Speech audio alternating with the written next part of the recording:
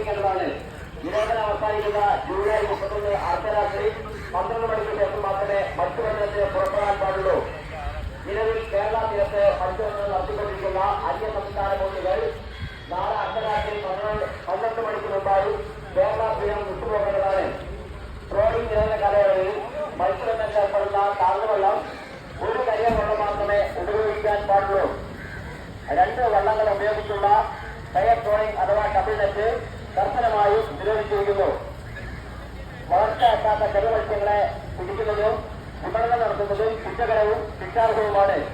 മത്സ്യബന്ധനത്തിൽ ഏർപ്പെടുന്ന എല്ലാ യാനങ്ങളിലും മതിയായ സുരക്ഷാ ഉപകരണങ്ങളും കുടിവെള്ളവും ആവശ്യമായ രേഖകളായ registration certificate, licence, Aadhaar card എന്നിവ നിർബന്ധമായും കരുതേണ്ടതാണ്.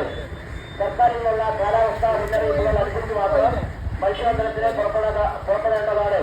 കടലിൽ സംഭവിക്കുന്ന എല്ലാവിധ അപകടങ്ങളും യഥാസമയം റൂമിൽ വിളിച്ചറിയിക്കേണ്ടതാണ്. കൺട്രോൾ റൂമിൽ വിളിച്ചറിയിക്കേണ്ടതാണ്.